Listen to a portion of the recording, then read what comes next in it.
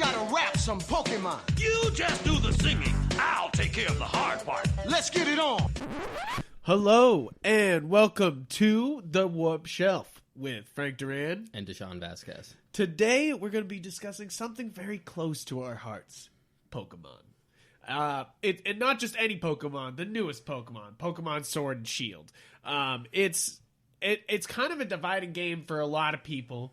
So yeah, I would say so. That's definitely been like the climate on the internet. And I don't think that it's unwarranted is mostly it, but also I think there's a lot of great things going on here that I think we'll deep dive into. So I mean, let's get started with that. Yeah, I would say the best place to start would be how you and I may have grown up with Pokemon. Yeah, I grew up playing Red like all the time, and my brother, like I'm a big Pokemon fan, like from way back. Like, yeah, watching the original cartoons. I used to have.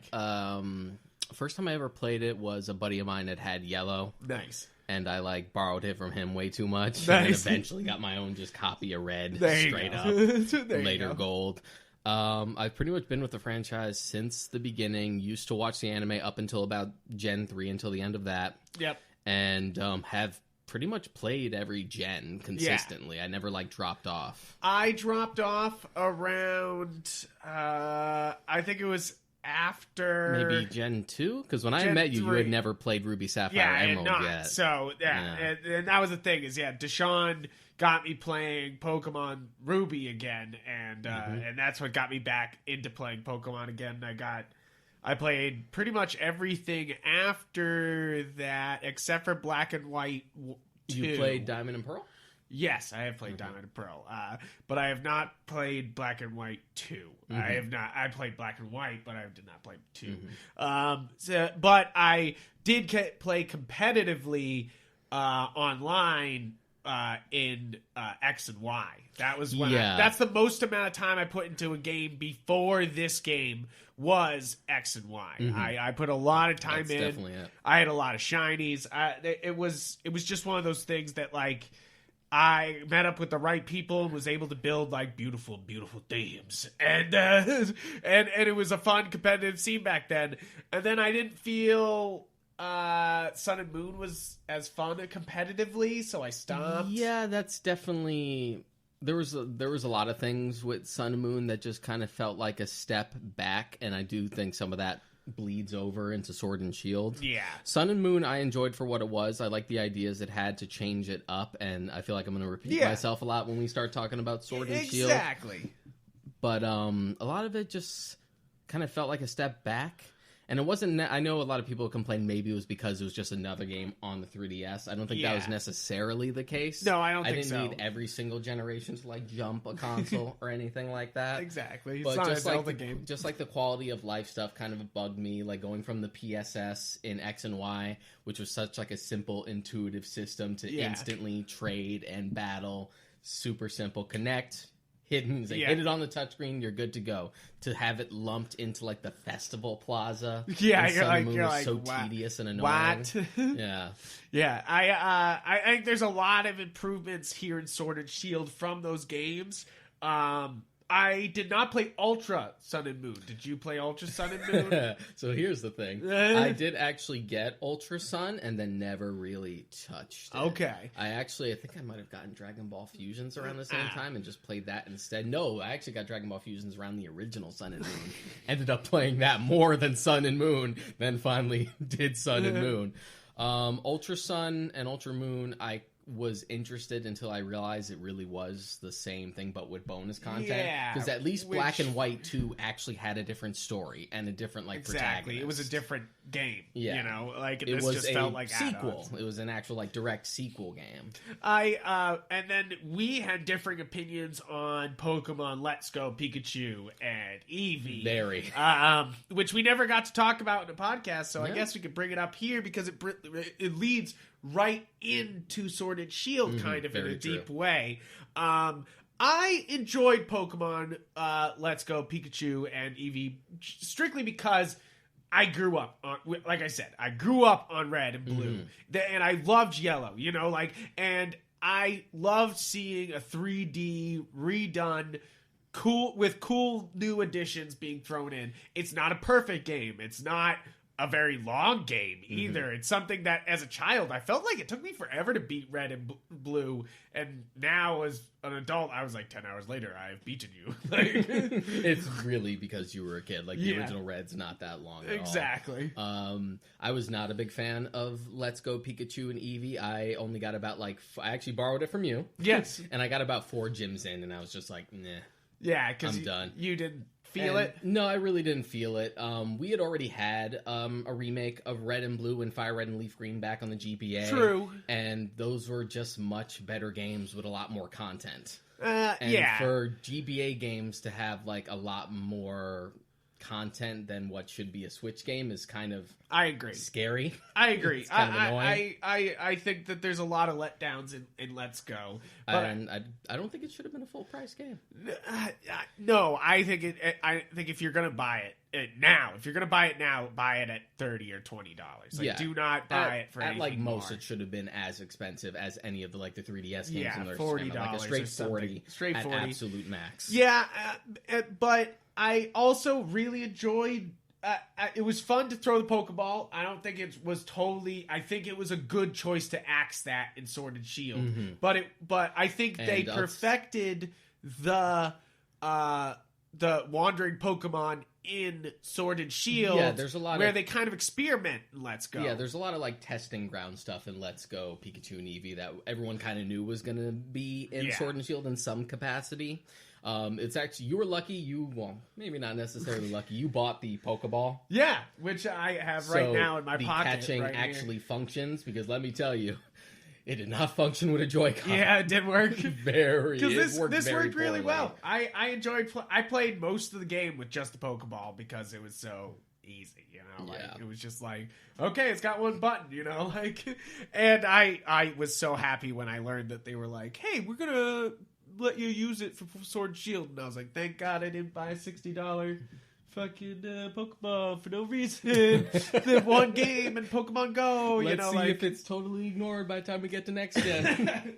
So I was really happy about them being like, hey, you can walk around with Pokemon now in Sword and Shield in your Pokeball, and if you play with them, which it's still suggestive to me. And right now you just like, you hold it down, and he comes up, and then you spin your hand on it like you're fiddling with something just, sexual. Like, yeah, it's you just just- not. And then it moans out at you, and you're just like, oh, You just oh dear Lord. keep stimulating that orb of yours over there. So, but yeah, basically, let's dive into Sword and Shield. Just like Pokemon Let's Go, I feel, and maybe because of Pokemon Let's Go, Sword and Shield is a rushed product. It's not. It has great ideas. It does. And it has a lot of cool things going on, and already this is the most amount of Pokemon I've ever caught in any game. I'm up to 352. Like, I've never caught that many Pokemon, even with the national dex, you know? Like, I never had that. It's definitely a rush product. I know for a fact that they started development on it as soon as Sun and Moon Yeah. were done, and it shows. And they were working on Let's Go, and they were working on that new IP that they just came out with, like Little Town, but I hear that was something like that. 10 dudes, not Yeah. even like, Game Freak. But it's still just like them sort of dividing and conquering. yeah, and working at multiple things at once. So yeah, it definitely is a rush product. You can tell it's still running on the exact same assets from the 3DS. They're just For certain, for the older Pokemon, yes, you can Yeah. absolutely see just that sense of like aesthetic for the most part. There's like a little bit of stuff in there that you can tell is elevated by being on the Switch, but for the most part, I feel like if you cut a few things, this could have very much just been a 3DS game. Yes, but I think it's nice that I can play it on my full console. Yeah. Switch, of But this course. isn't necessarily like the full console Pokemon experience that people were waiting No, for. I don't Yeah. think this is. I don't think this is the Breath of Wild of Pokemon games. I think that should be said. I don't think this is Super Mario Odyssey of Mario games. But I do think this is. Unlike Let's Go, which was kind of a step back into nostalgia, this is the good step forwards that we can hope will build a better Pokemon game even in future moving Yeah, forward. there's stuff that I like and there's stuff I don't like. I guess the biggest controversy is definitely the National Dex thing. Yeah, okay, so let's go into National Dex. So I don't have a problem with it. Like, of course, I love all Pokemon, and really, they chose some wrong Pokemon to be axed out of this. Like, how could you cut Bulbasaur, you pieces of shit? But, like, and Squirtle. Like, but at the same time, I kind of understand. You look at all the Pokemon in the Dex, and they kind of fit the same aesthetic that they're kind of going for here. And what I think the aesthetic is Sword and Shield is supposed to be the new Red and Blue for these new generation of kids. You know, like, these kids have never played a Pokemon game before. You know, this is that game. You know, like, and I think that if you cloud it with 1,000 Pokemon. How many Pokemon we got now? Like, We're definitely up there. 1,000 close. Pokemon. Yeah. Like, it's ridiculous. It shouldn't be like a Yu-Gi-Oh game. You know, like, that's the thing. Is what I'm thinking about is that I want the meta to be competitive for competitive people, but I want the new kids to be able to have fun playing a Pokemon game. Yeah, and I definitely do understand that mentality. The National Dex thing was one of those things that when it was first announced, I was kind of like, okay, I get it. Yeah. And then it sort of just like bummed me out the more I thought about it. Yeah. It didn't really hit me until while I was actually playing the game. I'm just like, you know what? That is kind of a shame. Yeah. And I think, and it also feels like sort of a contradiction given how only 2 generations ago, how open we were. Again, it was only 2 generations ago. Yeah. And we don't add as many Pokemon to each generation as we used to. Yeah. Well, yeah, true. I think this is one of the lesser generations. I think it's more than Sun and Moon, but like Sun and Moon did not have very many new ones. at all. Yeah. Like, it was just variations. And so just like that, from going to such a sense of openness, accessibility to every single one, how easy trading was, so that was mitigated. And even the institution of Pokemon Bank, yeah. which was supposed to be a thing for the future. It's just like, well, the compatibility's always been a problem, and you guys want to keep bringing these Pokemon that you've had for years to each generation. How do we solve that? Let's just put it on the cloud so we could just have it there. Yeah. So to have like all this in place and then to just kind of ignore it. Yeah. That's the shame, is that I feel like people are paying for Bank, right? You have to pay for it. Yeah, it's cheap, but still. But still. And it's sort of just being like pushed away to make room for like Home. I guess that's going to be like the new platform for that. So it's just kind of annoying. Yeah, definitely. And but I still believe they did it for aesthetic reasons and accessibility reasons. You know, like, And I think that probably limitations too.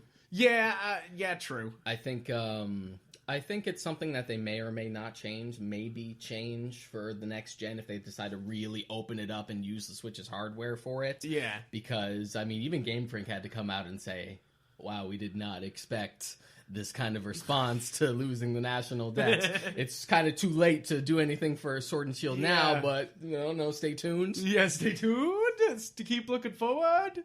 I have to pull a everyone is here for next time. Everyone is here. But I do believe that Sword and Shield, the strongest bit, I'll get into the strongest bit first, is the wild area. This wild area is a dream. It's what I've been wanting from a fucking Pokemon game almost my entire life. That's kind of the that's sort of like the biggest benefit of that game, and it's also its biggest curse because there's only one wild area. Yes, definitely. That's the thing. It definitely it's one wild area. It's such a great idea, and they boiled it down to such a small area. It's a taste of what everyone wants. Like you see the wild area, it's just like, see this the whole game. The whole game. This is what we want. This is it. Just take that and just expand that. This was just like a little preview. Yeah, and exactly. I'm hoping it's something we like flesh out. I almost every time when I was on a normal path, I just wanted to rush through it because I was just like, get me out of here. Like, sure, let me get the Pokemon that I need to get here, but get me out of here and back into the wild area. I was just like, please. Yeah, it doesn't help that. And it bothered me that I couldn't move my camera, and I've never been able to move my camera in any Pokemon game, but all of a sudden you gave me the ability, and I was like, oh, fuck, I'm a god now, you know? And now you go into the other areas, and they're like, no, let me tell you how to look. And you're like, Yeah, they wait, even give wait. you the ability to zoom out, which is good because the camera's a little too close when you're in the wild Yeah, area. right. But it's a great idea. It needs the polish. Like the Pokemon like pop-in got really annoying, especially when you're on a connection. True. It's like trainers getting in your way. The amount of times I would start to like lag or have like just be biking, especially when you're on a bike and you just have like Pokemon just pop in front of you out of nowhere. Yeah, I feel like that's And they yeah, try, definitely. they try it's to make weird. it cute because it's kind of like a little pop Yeah, where they boop. expand. They try to make it cute, but that doesn't excuse your limitations. Yeah, it definitely. It's like you'll go buy something and you're like, wait, did I see a good Pokemon? And then you turn around and that Pokemon's gone. You're like, oh, Yeah, it already popped out. Wait, hold on. So there's lots of. I feel like there's lots of really cool things. They perfected the Let's Go Pokemon walking around. Basically, they stole the idea of Xenoblade 2's open area. They basically, when you go into Xenoblade 2 and it's in every area, like this Pokemon should be, you just walk out and there's just fucking creatures everywhere running around and some of them are way over level than you and you gotta run. And that's the best part, is knowing that there's a goal to reach for. And I think Yeah, that's and what it makes is the so world- effective about the wild area. And it makes the world feel a lot more lived in and lively, and that's the benefit.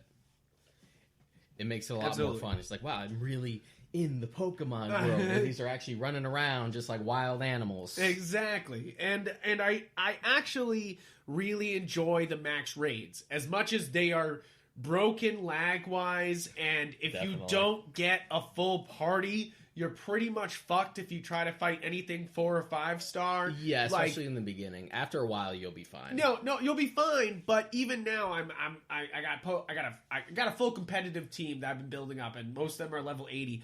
I still have a problem with by trying to solo, by yourself, a Snorlax, because for some reason they give the other Pokemon you're with a Magikarp. You're like, oh, cool, great trainer, cool, we'll go fight this fucking giant Pokemon with your shitty Magikarp. Hey, that Magikarp has Hydro Pump.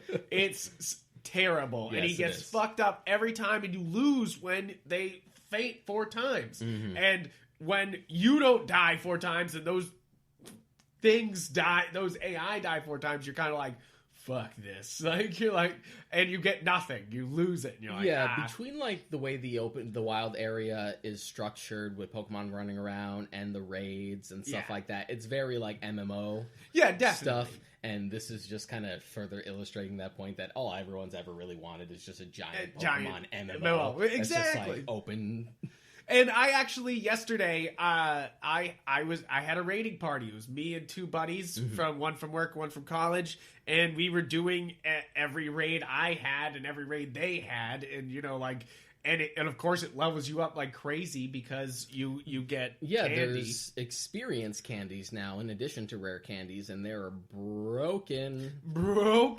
But I did I like believe maybe 3 raid battles in the beginning of the game. Already got my starter up to like its 3rd form, and just like plowed through the next 3 gyms. I don't. So it is so yes, that's something we need to talk about. Is that I definitely over leveled in this game, and it wasn't even, and it's strictly the game's fault. They introduced the wild area, and I didn't want to leave, and I just spent the entire first 5 hours of the game after I got into wild area, just playing around there, Yeah, and then I went I'm to the pretty first sure gym I- and just like smack down those motherfuckers. Yeah, I Like, definitely spent a little too much time there myself. It's just like, oh yeah, the plot. oh yeah, there's a plot here, Let's right? keep going, I guess. I guess that's a good segue into gyms. Yeah, it's a good segue into gyms. So gyms, they try to keep some of the Sun and Moon stuff going on, where you do missions at the beginning. Yeah, you have like gym challenges. That was a good idea because the gyms have gotten like stale. stale. You They've just gotten go real through a stale. few trainers, and they're Like, gonna have there's- 2 Pokemon. Like and you're gonna be we've cool. already run through out of all like the typings. Like we just need new gimmicks for the Yeah. gyms.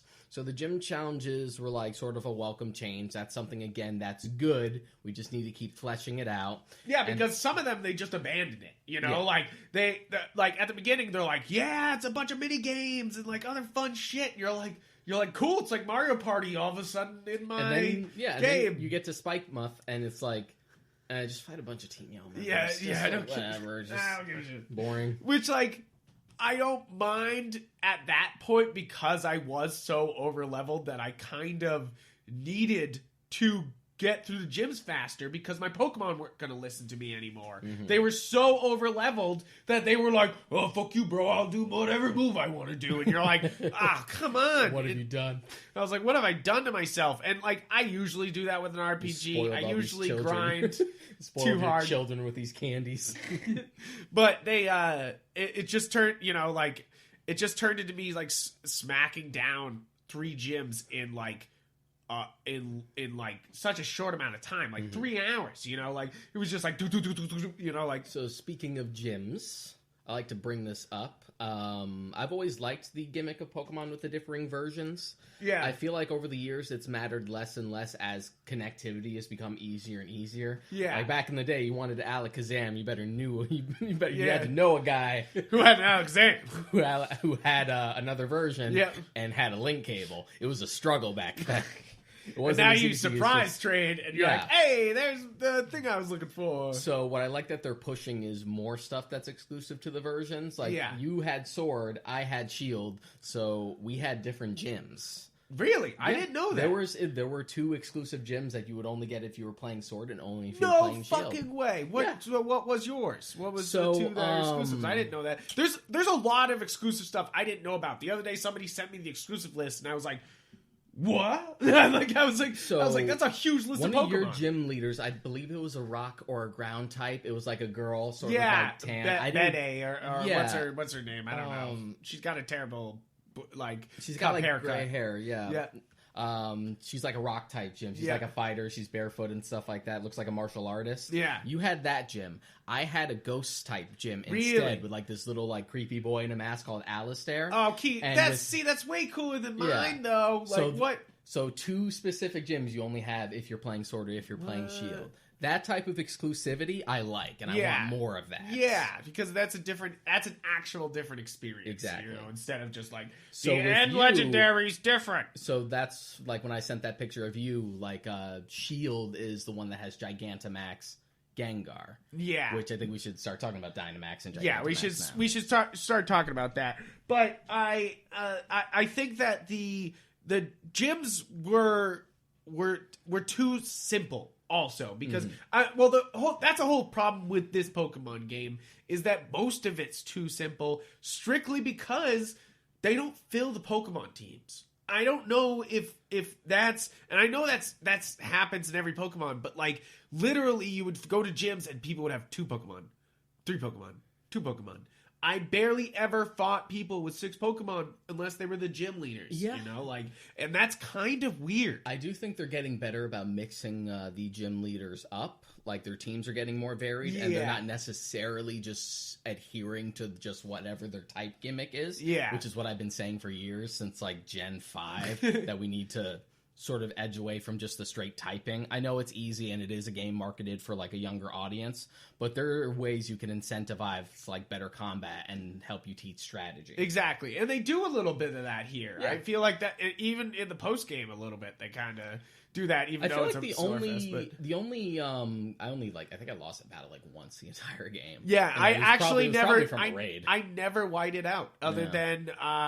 than raids, getting booted But out of raids, but that's the it. only battle in the game that I had like some legitimate challenge was like, wow, they actually thought this through was the champion battle. Yeah, Leon, both times. Yeah. Did you face him in the battle tower? did, yeah. Yeah, both times. I actually lost several times to Leo because I just picked bad typings in the. I was playing singles, Leon. I just did singles, and I kept picking bad matchups to his, and like it was not even like it was really just he had the right types to take down my people that I just kept picking, and I was like shit, and so it just took a while. But that was the only time I felt truly challenged, and like I get that the real challenge is going online and really battling on competitive. I really do. But I also wish there was some sort of new game plus. Like just some sort of can I face these gyms again, and they're like doubly hard. Yeah, you know, especially since the post-game content in this game is barren. And I've always had sort of a weird relationship with post-game content. yeah. I never want to be one of those like people who constantly demands like we have to have loads of post-game content, because at a certain point, like, a game's got to end. Yeah, like a it's game's gotta just stop. got to be over. It's got to stop. But like gens like 4 through 6 had some pretty decent, sizable post-game long content, games. especially Gen 6 for like Omega Ruby and Alpha Sapphire. Yeah. That had like the most fun post-game content I've ever seen. Exactly. It's great stuff. But then you had Let's Go, which the post game is just level 100 Pokemon that you have to face with that Pokemon. You know, like just like just that's- terrible post game. You know, like other than Zapdos. It doesn't really incentivize you. But Exactly. And the post game here is the Shorebert and Shield the Shielbert and Swordward stuff was terrible. which is like a little post like epilogue story where you have to. That's how you get the mascot. It's really boring. It is. It's so boring. You It's know, just like a bunch of Dynamax Pokemon again. Which again, and they that's why I don't. feel like And the other problem with that is they don't give you rewards for those Dynamax Pokemon, so it's No. all useless. Like you don't level up from it, and you don't get rewards from it. So it's strictly a fetch quest that you have to do with no progression. You know, other than you get the mascot at the end. And you don't know, get me wrong, I'm not opposed to Fetch Quest. Telling Frank, I've put over 100 hours into Dragon Quest 11S on the Switch. Still playing it. Just need to get stronger to beat the true final boss. It's a Dragon Quest game. There's a lot of fetch questy There's crap a lot in it. I've never been that bored though. Yeah, and yeah, exactly. And I bring up Xenoblade Chronicles again. A lot of fetch It's quests. an RPG thing. And I was never that bored with, like as just that Dynamax thing right there. So at the I end. feel like we should actually dial it back and actually talk about Dynamax. Yeah, so yes, Dynamax, it's an interesting new thing. They're trying to be like, hey, what if we stole from Digimon? I mean, what if we made the Pokemon really huge? As opposed to the other 2 times they stole from Digimon. Yeah. So this is the equivalent to Mega Evolutions and Z moves. Yeah. And Dynamax Which is interesting. It's kind of a combination of both. I approve of this way more than Z moves. I think Z moves are dumb. They immediately got banned from competitive because they were dumb. Well, and so has Dynamax has been banned from competitive, except for certain Pokemon, which is wild. competitive for Pokemon in that context. Any sort of like specialty thing, any sort of wild card like that is always going to get banned. Yeah, it's just gonna be like So I wouldn't blame that on like the way it functions. Like anything that's just like this might turn the tide and I might have to think ahead. Get rid of it. yeah, ban that shit. Ban him a So bitch. like Mega Evolution, I really liked in Gen 6. The Z moves were fine. Yeah, I preferred Mega Evolution. Dynamax seems like a compromise between both. yeah, I think Because so. it is like It gets big. it gets and it changes. big, and depending on the Pokemon, they get Gigantamax, so they actually have like a special new form. But also the moves change like aesthetic and effectiveness when they're Dynamax. So and they're a lot more showy. So they're also kind of like Z moves. Yeah. So it's kind of a mix of both. I do enjoy it. I like I said before, I enjoy the raids a lot because it's fun with friends. You know, like when you're by yourself, it's not so much fun, but it is fun with friends. And I think it's a cool move, but it definitely is used boringly in the story. You know, like they kind of okay. So the story here, I enjoy what they're doing here because the like a little bit of the plot is just like you should go through the gym challenge. But there's like obviously this big plot going on in the background, but they're like, oh, we're adults, we'll take care of it. Like, and I kind of enjoy that. Like, because it's kind of funny. Like, it's like, because before they got the kids involved with this stuff that they shouldn't be involved with. And you're like, oh, did somebody grow a conscience around Just here? like, hey, did you guys hear about this kid named Red who was 10 years old and he ended the mob? He like took down the mob on his own. And that was just like Gen 1 and 2. By the time you get to Gen 3, that's when they started doing like the legendary world-ending events stuff. And you're like, oh, okay, you just saved the planet. Okay, cool. Like, So, yeah, there's a lot of like underlying themes and stuff like that in Sword and Shield that I like. It's just not developed enough. no. There's like that undercurrent of just like, oh, let the adults take care of it. There's also this underlying thing of trying to measure up to your superiors. Yes, and which people I who like. you- I and- kind of like that yeah, story, though. and the people you look up to because it's there with Hop.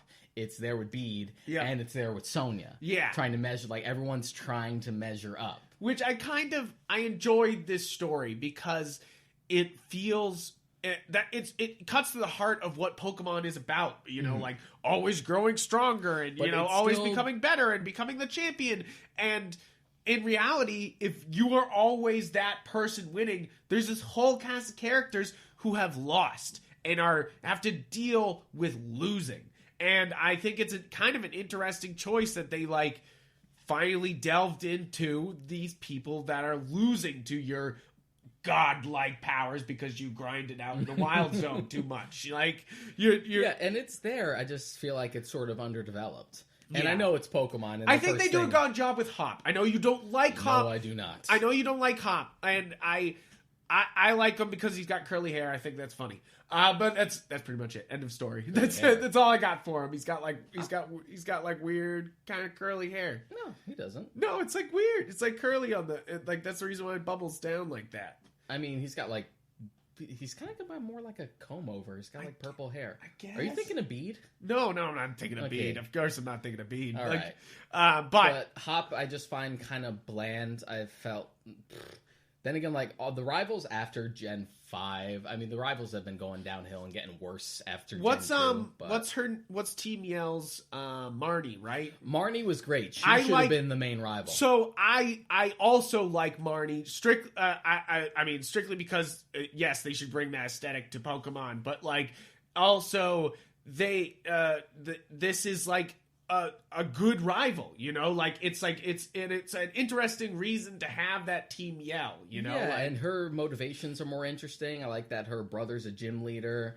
Like everything about Marnie is more interesting. She should have been the main focus. Like Hop is basically just kind of Hal again, just with a little more like of a believable motivation. Yeah. To the point where his model is actually just Hal's again, just reworked. no way. It actually is. No yeah. way. That's crazy. I did not know He actually that. has like the same like preset animations and stuff like that they What? have for Sun and Moon. Okay, so let me come to the most disappointing part for me about this game. Let me talk about it as we're talking about characters. No voice acting or original music to go along with weird music parts that happen in this would've story. been- I feel like this would feel a lot less weird if we weren't in a post Breath of the Wild world. Exactly. It's like this I know no other Pokemon game has had real voice acting like that before. But if Zelda can have it, But yeah, it's like it just felt weird because we had accents here, you know, Yeah, like and serious accents. it wasn't really so much of a problem in the normal, just like, oh, they're talking to you, it's a text box. But when the game opens with like no text box, it's just subtitles, like moving mouth flaps, and it's a lot more cinematic. It's a lot more It's cinematic. That's one of the things I really enjoy about this game is they finally understand how to move the camera in this game, because a lot of the other Pokemon games, they do like camera moves that are very video gamey. They couldn't happen in anything else in a video game. And here they do only camera moves that are possible with a camera, which is so important to making it look cinematic instead of like weirdly like a PS1 game, you know, like. Yeah, so when you have like all the components there for like just a standard cutscene, when there's no voice acting, even from the start, like as soon as you start the game, like You're I like- kind of had a double take, like this is weird. And it's weird because I've had no other example of it having voice acting, but it felt weird. This is, I'm gonna bring up Dragon Quest again. Yeah. This must have been how Japanese players first felt about Dragon Quest XI when that first came out. 'Cause it didn't have voice acting. They didn't originally have voice acting. For S, they added even Japanese voice acting. Wow. The US version had voice acting from the start, but that was a choice on their part. Wow, okay. The actual Japanese version of the game did not have voice acting until S came out. That's so weird. And I think of it like a similar thing when you get to like those important cutscenes. You're like, there's nothing but text. Yeah, It's there's so nothing odd. but text, and then they literally have two scenes where you have Pierce as a gym leader, right? Of course, you have Yes, Pierce. Pierce, I have Pierce. Because that would have to be continuous. Pierce has several scenes where he sings a song, and they don't even change the music that much. They don't even like do anything for him. They just like let the text go on the bottom, and you're kind of like, okay, in a world where we had the Mario Odyssey, like whole musical level for the end of New York, New Donk City. Jump Up Superstar. In a world where we have Jump Up Superstar, how the fuck do we not have anything that sounded like punk coming out of Pierce's mouth? I mean, you guys went out of your way to make that cool, like, Dynamax song back when that first trailer came out. So, and that's the other thing, is there's a fuckload of good music in this game. There's so many bangers. Like, all the time, you're like, oh yeah, this gym battle's gonna be hype, because, like, the music is full of bangers. And then they have several scenes where Pierce should be playing punk music, and they just go, and that's pretty much it with the guitar. It's just a bunch of mouth flaps and subtitles, and it's really awkward, and it makes the game look unfinished. It makes it look like they were like, we'll definitely have voice acting, and then Game Freak and Nintendo were like, you don't have the budget for voice acting, and they were like, never mind, and just went on with it, like, it just feels unfinished. Yeah, and a lot of this so weird. feels unfinished.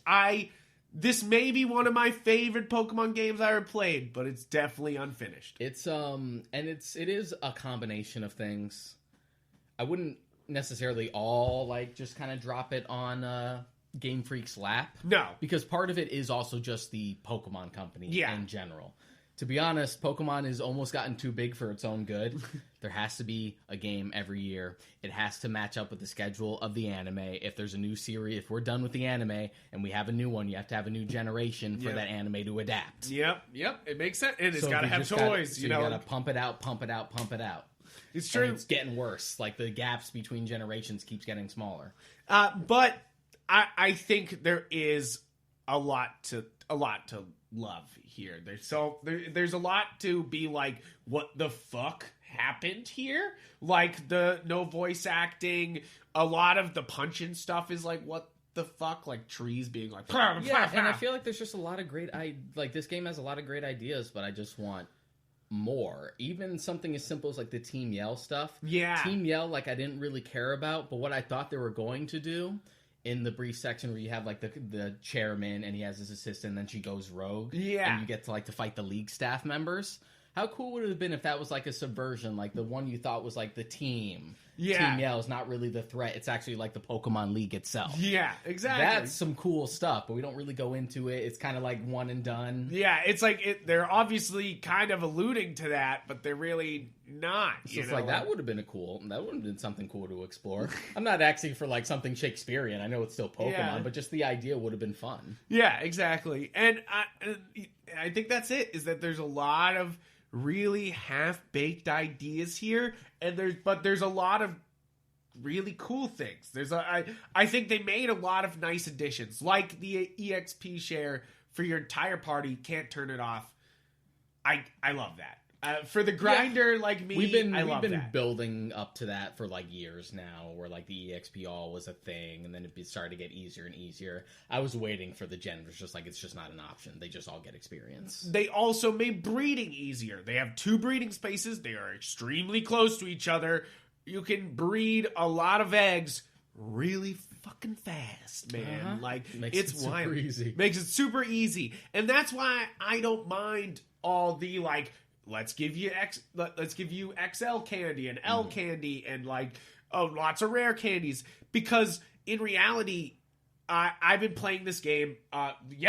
Today I hit 70 hours in the game, and just yesterday I beat. Not just yesterday, 2 days ago I beat Leon, and I realized I got the judge feature, and I realized I had been training up a team that I thought was competitive, but they all had okay or good stats, and I had to go the fuck back and find all the amazing stat Pokemon and build a whole new team. That is and, sort of annoying. Like Eevee and Ivies have been present in the franchise ever since the first gen. Yeah. We just didn't know when we were kids how to exploit that stuff. Yeah, exactly. But it is sort of annoying that I have to get to the post game to even unlock that content, which, when again, Gen 6 had super training. Yeah, and sure, it was kind of tedious to just play like they soccer. do a have bunch of times. they have hyper training here, like and they have the bottle caps and everything, but you got to get to level 100. So it's like, so that's why I don't mind when they're like, yeah, here's a fuckload of candy. Yeah, and you're I like, would rather hell have candies to just pump into, rather than like the old school method of just like, I just got this cool Pokemon,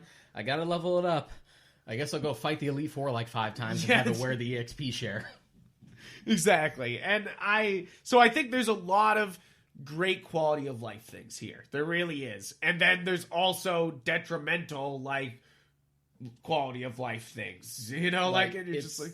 It's fun, it's just rushed, and we just, for a first console game, Pokemon that's actually part of like the main series, not counting stuff like Stadium and Coliseum and stuff like that. Something that's like the main versions. It's not necessarily what we want, especially post Odyssey and post Breath of the Wild. Yeah. It's pretty much as simple as that. And I'm not expecting like open world levels up to like Breath of the Wild or Horizon Zero Dawn levels. Or Witcher. Or like a Rockstar game or Yeah. anything like that. No. But just something a little more open. Yeah, I at first when you get into the wild area, you feel like it's so big, but then when at the post game, you're like, I'm crossing this. Fucking Yeah, shit when you so really, fast. once you explore the other side of the bridge, and you're just like, this is really the only wild area in the game. I know. I wanted to beat the game, and then a second area opened up where there'd be rarer Pokemon. Yeah, you know, something something like like that. But they don't give you that. I actually have caught the most amount of Pokemon I've ever caught in this game because of the wild area and because of surprise trading. They made surprise instead of wonder trading. They do surprise trading here, and I really enjoy it. All you do is like you pick a Pokemon you're just gonna launch out. And if you do a rarer Pokemon, you have a higher chance of getting a rare Pokemon. Yeah, it's definitely Wonder Trade again, just with a few tweaks. Yeah, it's full of goodwill, basically. If you give the good vibes out to the world, the good vibes will come back to you. It's fun. When I send out my many Sobbles that I bred, I got really rare Pokemon back, and it worked. And guys, if you need that tip, that's the fucking tip. Do you actually want to take a second to talk about the starters? So yeah, okay, so yes, the starters here. This is the first game I've ever not picked a fire starter. I know you're a little bit different. Very different. But I've never not picked a fire starter. I love the fire starters. You are one of those. I'm one of those guys. I'm one of those like, it's got fire on it. I like it. It's got fire. It matches my soul. I'm so cool because I always pick the fire. I know. I saw a meme the other day that was like, Leon, loving Charizard is not a personality type, and it was just Leon being like, "Oh." So the way it worked out for me was for Gen 1, I picked Charmander. For Gen 2, I picked Cyndaquil, and then from every gen after that, I kept picking water starters until Rowlet in Sun and Moon. Yeah. That was the first time I had ever picked a grass starter because I usually don't like grass. So this is the first time I've ever picked a grass starter. Even though I love Bulbasaur. Bulbasaur is one of my top tier favorite Pokemon. I have never picked a non-fire starter. But I hated Scorbunny's not cool. Sure, I like Scorbunny a lot. He's a actually. soccer player. Cool, but Grookey plays drums, bro. It's so British. Yeah, You got a rock star, a soccer player, or and football, a spy. and a spy. But that's the weird part. Is what connects these Pokemon? Is British. That's the answer. British. And you're like, what? But yeah, I dug the starters this time around. The only generation where I never liked any of the restarters was Gen 4. Yeah. Like Piplup, Chimchar, and Oh, Turtwig. come on, Chimchar! Chimchar! I like Chimchar. And Fernape is just Blaziken, but worse. Wow! But Torterra is pretty sick. Giant dinosaur-like thing with a tree on its back. Yeah. That's kind of cool. But other than that... But here, I actually really love Grookey. I think Grookey's... Grookey grew on me. Grookey grew on me. He Grookey on me. Because, first off, when he Dynamaxes, he's just Kong. And I'm a Godzilla Kong guy. You're just kaiju guy. So, a kaiju guy. So, anything that reminds me of kaiju, I'm like, very good. Also, keep in mind that you knew what the evolutions looked like from the start, right? Yeah, I did. I did not want to pick a Pokemon of the starters and not know what the end was. I find it more fun to just take a chance because that's how it was for the first 3 gens for me, and then I went into. I want to be clear though. I did not. Other than that was the only spoilers. I did not even know any of the other Pokemon until 10 hours into the game when I decided to finally open up Smogon.com and be like, what the fuck? How do you evolve this fucking Pokemon? Oh, you gotta do something fucking weird. Like, you know, like, that was finally, like, it was 10 hours in. I really did try to play non-spoilers other than the starters. Yeah, I think I made a conscious choice, like, after Gen 5 to not really go out of my way to look stuff up. Yeah. Because I found it more fun in the first 3 gens. Like, I didn't know anything. Yeah, exactly. When When I played Red, you know, Yeah, I didn't know when I anything. I played, had the guidebook, and that was pretty much... The first time, like, when I was a kid, I thought I was going to be like you and always pick the fire starter. Yeah. But when I got to Ruby, and I'm just like, something about that water type is speaking to me. I don't know what it is. I don't know what you're going to become, but let's find out together. But then after that, Gen 4 and 5, that's when we got a computer in the house. So that I was always looking it up. It's like, okay, I got to go for the one that looks cool. He's like, you know what? This ain't fun anymore. I'm just going to figure it out. Yeah. So what did you pick this time? Did you pick? I had Scorbunny. Yeah, I Scorbunny. like Scorbunny, actually. I think he's cool. I think he's cool, but he's not carry around. I always want to carry my starter with me the entire game for the majority until I beat the entirety of the game. I switch him out for my competitive team. Yeah. So I kept Grookey on the team. I didn't want to keep Scorbunny. I was just like, he's a little bunny, grows into a big bunny. Yeah, I don't think that's cool. I like him. I like his design. He kind of gives me sort of like a Sonic the Hedgehog sort of vibe. He's got like this cockiness to him. I also do like his animation where he yells on his knees. I do. I think that's amazing. And I also like his signature move. He has Pyro Ball. Yeah, I think Just Sobble... hacky sacks a little rock and just kicks it as a fireball. I think Sobble is cool, but he's not my style. Like, yeah, it wasn't really a water type that interested me, and I believe I picked more than enough water starters at this point. I had all 3 starters on my team for most of the game, though, and I didn't. Expect, and I still love Grookey. I sort of maybe inferred that maybe we're going for like a drummer thing because.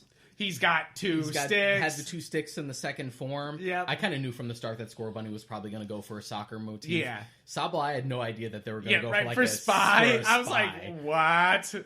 I was like, oh, he's James Bond. Wait, what? Like, took me a second there. I was like, okay, interesting. But it was good to finally pick a fire starter again. I have not picked a fire starter since Gold and Silver. Yeah, you know what? I actually felt good about changing to a grass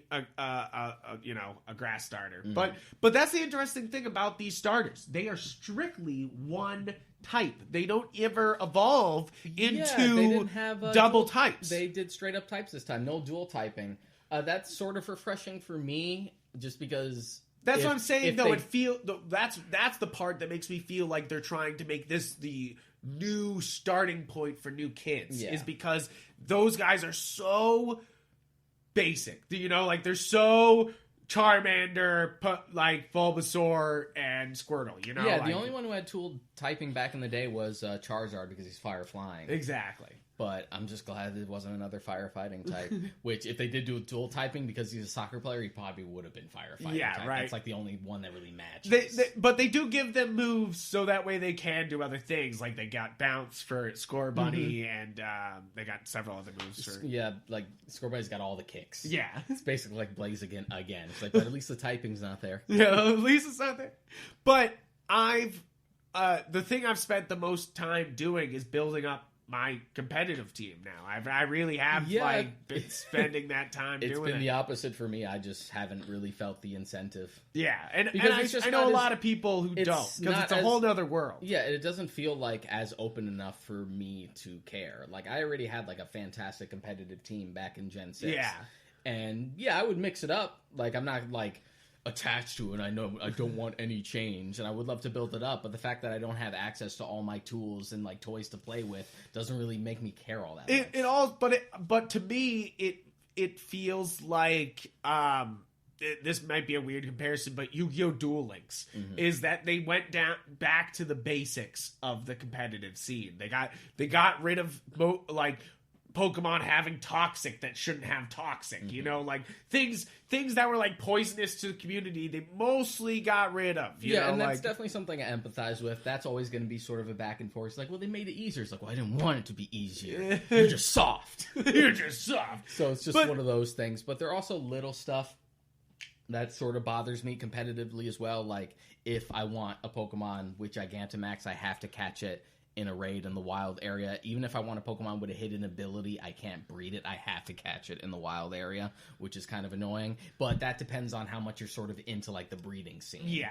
And I have a bunch of friends who are. Really into the breeding thing. I'm not super into the breeding thing. I've really enjoyed that I've received a lot of good Pokemon from Surprise Trade, and I've done a bit of breeding and gotten good Pokemon that way, but it took a little. Eggs hatch way faster this time. Way faster. You just like bike around for like 2 minutes and they're done. You put a charcoal. What's his name in there with Flame Body, and then there's a couple Pokemon with Flame Body.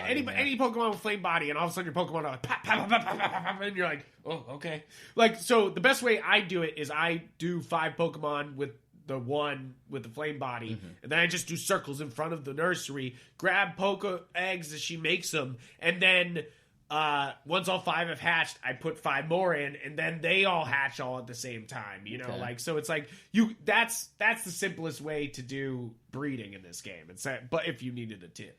And again, there are more exclusive stuff. Did you ever get Applin or Yeah, Flapple? I got Applin, Yeah. and I got Flapple. I think I think that's the other thing the Surprise Trade has gotten rid of, is that the exclusives, I got them all. Like, most of them. I'm missing a few, but I got still them all. like the effort of just like, oh, this Pokemon can evolve 1 or 2 ways, but the apple that you can get to evolve it is exclusive to this version and exclusive to And this same version. thing with the fossil Pokemon. They have that, but the cool thing about that is they give you access to the exclusives if you dig far enough. I was just the about fossils. to bring that up, how the fossils are different this time around. Yeah, you got to get 2 different pieces, and once you have, you can make 4 different Yeah, they're all ones. technically the same Pokemon. It's really just a different, like, fusion.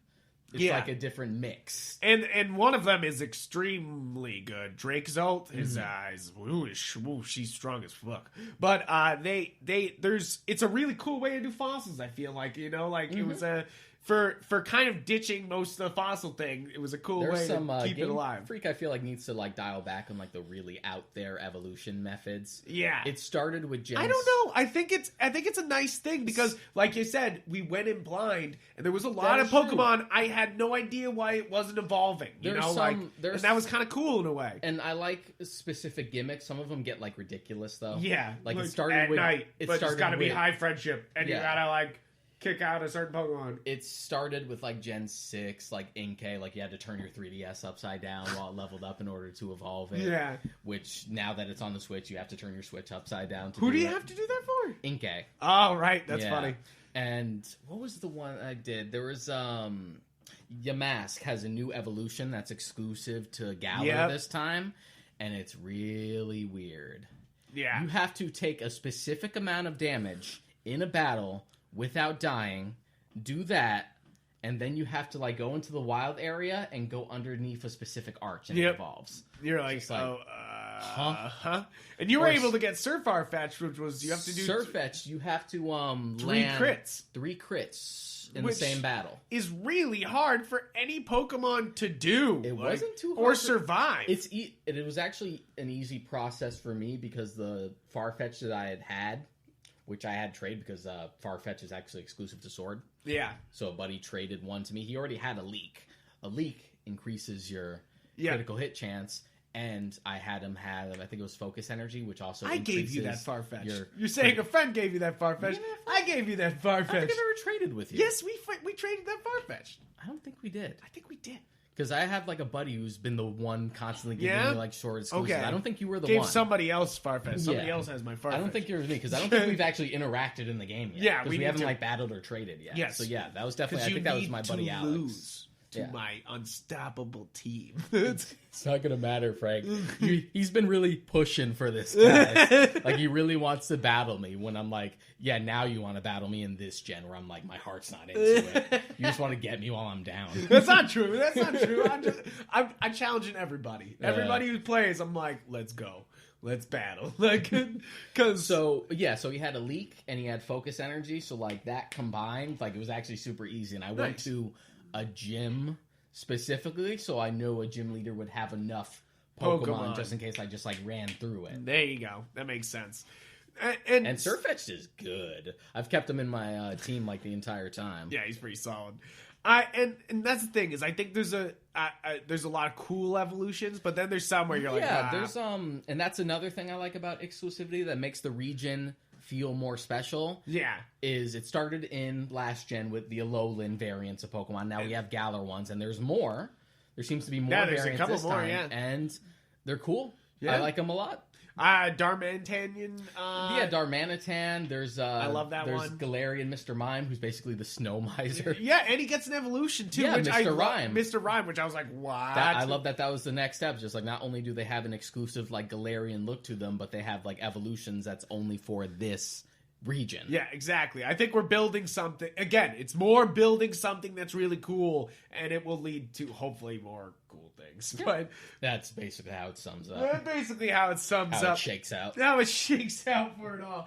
But like, basically, I really do enjoy this game. There is some things that are glaringly wrong with it, and you're just kind of like, stop. You know, like you're just like stop, because like I feel like this is the most cinematic Pokemon they've ever had, and they fucked up by not having voice acting because you got this whole cinematic feel, but nobody talks. You know, like and then you have a fantastic soundtrack, but you like it doesn't always. Sometimes it just repeats itself constantly because it's Pokemon. You know, like it's wild. You know, like it's a Pokemon game that's all over the place. It's just like the bones are here, but there's no meat. Yeah, but you say that, but I put 70 fucking hours in this game, which already puts it past Monster Hunter and Skyrim on my Switch for hours. Which I mean, that's kind of sad though. But I love those games, you know, like, but I do love. I guess you know the thing I've realized. Okay, maybe not no meat, but not enough meat. Not enough meat. Yeah, exactly. Because I've never caught this much Pokemon before, but again, there's only 40 more Pokemon for me to catch. You know, like I'm at 352. Like, yeah, the only thing I'm really collecting is Gigantamax stuff. Yeah. And I like that they're adding more over time. yeah, like it'll be adding like a things slow rollout, like a real MMO. Like, there's so many there's a lot of things MMO here. stuff in here. There's so many MMO things. Like, that's the thing is, obviously, the parts that are more like the MMO are what we're loving here, and the parts that are not like the MMO, we're like, that's some old ass boomer shit. Get that fucking shit out of here. And I just want to clarify this because this is always like a thing in the fandom. Whenever like a potential Pokemon MMO is brought up, it's not going to really change the franchise. No. It's not going to like completely change it. It wouldn't be that big a deal. Like if... No, it's cool that you can... I think it shows here in the wild areas, you can just disconnect offline and it still kind of acts the same as an MMO. And I feel like it's kind of inevitable anyway. It's probably going to happen at some point, and it won't like divide the mainstream series. You'll just have people who just want to stick with the MMO and people who want the more simple experience. Exactly. And other franchises have done it. Both Dragon Quest and Final Fantasy have MMO installments. It didn't change the franchise. No. It's just an MMO installment. It's just another one. Yeah. You know, like, exactly. And who knows if they'll go to that, but I think that there's a lot of cool, the cool thing here is the MMO stuff. That I get to battle these crazy good people all over the world or trade crazy things with them, you know, like, but there's also things like, why can't I just select my friends on my Nintendo Switch friends list and trade with them? Why the fuck can't I do that? Like, it's definitely like the connectivity is definitely better than last gen, but it's still not as simple and just intuitive as the PSS was. Like, why can I not so just click your it's name and be like, here's my league card, as opposed also to let's trade. You know, want like, to do a raid battle? It's like, okay, let me find this raid battle. Let me set a link code. Make sure you set that link code. Let's do it around the same time. I don't do that. I just start the max raid battle and hope that pops up on their stamps, and like, and it's worked so far. Yeah, most of the time it works. Sometimes depending, especially if it's like a Gigantamaxing that everyone wants. If it's like up for grabs, a lot of people jump on it. Yeah. Once they see that more than 2 people are on it, they're like, "Oh shit, yeah, let me go." Yeah. So that's the other thing. I slightly brought it up earlier. Is that's something like these monster raids and there's a lot of other things like the Poke Jobs that remind me of Monster Hunter. You know, like they're like, hey, keep leveling up these things even though you're not there. You know, like, And then there's things like the Xenoblade walking around creatures. Like, I know they did it a little bit in Let's Go, but they made it more like Xenoblade here, you know, like, and it's kind of like a lot of, it's like all of Nintendo was like telling them what they should do, and they were kind of like, all right. Yeah. Which may have Again, happened. it's there. We just need more. Again, it comes back to like, it's not what I want. It's not what I want. It's fine, but it's not what I want. So I'm probably going to put another 30 hours into this game. I will say that. I've probably got a bit more time in this. Now that I'm like done with like the Battle Tower stuff and like the post game to get the mascot, when Gigantamax stuff like rolls around, I'll probably like catch them, but that'll probably be it. I think this might be the Pokemon game I play for a little bit. Like, I really do think I got a team and I got a chance, and maybe I can win some games. But I definitely like stepped up, played a couple games in competitive ranked online, and got beat down, and then I had to go rethink my strategy. Yeah, and just rethink because you my have, strategy. just and because rethink you my have strategy. access to EVs and IVs doesn't mean you're gonna beat the people who were like struggling with. Yep. who've been there since the beginning. Bitch, is that big? Boy, They put I was EV training back in the day where you had to fight a bunch of Geodudes Yeah, exactly. to increase your EVs. You just had to find some Geodudes and just go through them. Jesus Christ. So, yeah, basically, guys, I would recommend buying this game. I don't know if you should wait for a sale. I don't know if you're into Pokemon being sort of an MMO, this is kind of your one chance. Yeah, you know, it's like it's solid, but like level your expectations. yeah. And just sort of think of it in the same ilk as like the last two gens, and you'll probably have more fun that way as opposed to expecting more out of it than what it is. Exactly. So, guys, that's pretty much it. I think we're going to wrap it up here. Thank you guys for listening in, and definitely find us on Pokemon, you know. But also go to galaxyofgeek.com on Facebook, Twitter, and everywhere else that, you know, social medias are, to check out more articles and more content like this. Thank you guys for tuning in, and I hope you have a good rest of your day. See you next time.